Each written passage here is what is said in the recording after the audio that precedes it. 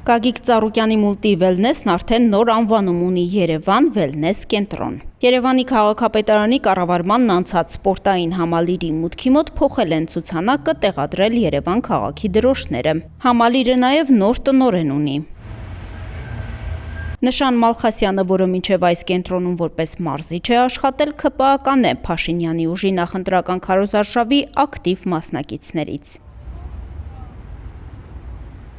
Չնայած ՔՊԱ-ական լինելու հանգամանքին Ծառուկյանին պատկանող համալիրի տնօրինությունը նրան աշխատանքից չէր հեռացրել։ Պայծրությամբ իմ ՍՊ-ի բալանսին նստած է որպես աշխատող։ Մուլտի վելնես ընկերության տնօրեն Արման Փիրոյանը մինչև հիմա չի ստացել քննիչի որևէ որոշում, ըստ որի սպորտային կենտրոնն այլևս իր տնօրինած ընկերությանը չի պատկանում։ Անձամբ ես քննիչից ոչ մի թուղթ չեմ ստացել, հետագայի անելիքները չգիտեմ, իմ ՍՊ-ն ոնց կա, բոլոր հաճախորդները իմ բալանսի վրա են, բայց իրանք սպասարկում են։ Դեռ հունիսին նախքան Ծառուկյանի կալանավորումը ընտրություններից օրեր անց քաղաքապետարանը ծանուցում էր ուղարկել ընկերությանը կառուցապատման իրավունքի պայմանագրից հրաժարվելու մասին եւ 1 ամիս ժամանակ էր տվել հողամասն ու շինությունը համայնքին վերադարձնելու համար։ Ավինյանը հայտնել էր, թե նման որոշման պատճառը համայնքային հողի վրա թույլ տրված շինարարական խախտումներն են։ Այն կառուցված է համայնքային տարածքում անօտարելի հողի վրա։ Իրենք խզել են պայմանագիրը եւ շենքն ամբողջությամբ անցել է Երևանի քաղաքապետարանին։ Մուլտի վելնեսի տնօրենն ասում է, այս գործընթացում իրավական ոչ մի հիմք չկա, ընդամենը Ծառուկյանի նկատմամբ քաղաքական հետապնդման հերթական դրսևորումն է։ Ինչը թե մենք լավ չէինք աշխատացնում, հիմա իրանք են լավ աշխատացնում։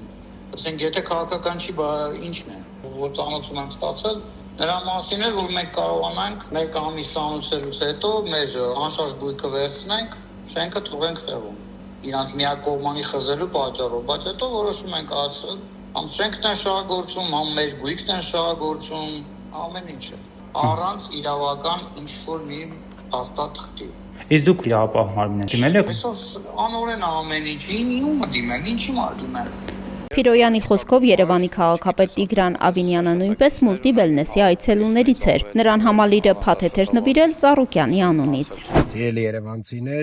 Այսօր առավոտյան Ավինյանն անձամբ էր հայտնել, համալիրը բացում է դռները։ Փաթեթներ ունեցող քաղաքացիները կկարողանան շարունակել օգտվել դրանցից, իսկ կորցրած օրերը կավելացվեն գործող փաթեթի ժամկետին։ Երևանի քաղաքապետարանը ապահովելու է համալիրի բնականոն աշխատանքը, հետևաբար արդեն իսկ կարող եք վերադառնալ մարզվելուն։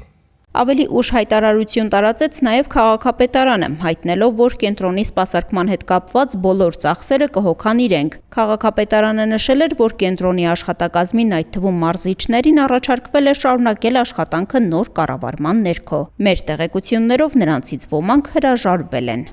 Ծառուկյանի բիզնեսների ողնաշարը համարվող Արարատ ցեմենտ գործարանում էլ 3 ժամանակավոր կառավարիչ նշանակվեց Փաշինյանի արդեն նախկին օգնական Դավիթ Գևորգյանը, որը հենց 3 ազատվեց պաշտոնից։ Նշանակումը տարօրինակ թվաց հաշվի առնելով, որ էկոնոմիկայի նախարար Գևորգ Պապոյանը, որի ղեկավարած գերատեսչությանն է հանձնվել գործարանի կառավարումը, 3 հայտնել էր, որ կառավարիչը կլինի նախարարության աշխատակից։ Մամուլը գրում է, որ ի սկզբանե այդպես էլ որոշված է եղել, կառավարիչ պետք է նշանակվեր էկոնոմիկայի փոխնախարար Էդգար Զաքարյանը, սակայն որոշումը վերջին պահին փոխվել է Փաշինյանի պահանջով եւ Պապոյանն այդ պաշտոնում ստիպված է եղել նշանակել հենց Փաշինյանի օգնականին։ Գևորգյանը 2018 թվականի հունիսին նշանակվել էր տարածքային կառավարման ու զարգացման նախարարի տեղակալի պաշտոնում։ Այնուհետև 18-ից 21 թվականներին Արագածոտնի մարզպետ է եղել, իսկ Փաշինյանի օգնական նշանակվել էր 2022-ի նոյեմբերից։ Հակակոռուպցիոն դատարանը ապօրինի ծագում ունեցող գույքի բռնագանձման վարույթի շրջանակում գլխավոր դատախազության միջնորդության հիման վրա է Արարատ ցեմենտը ժամանակավորապես հանձնել պետության կառավարմանը։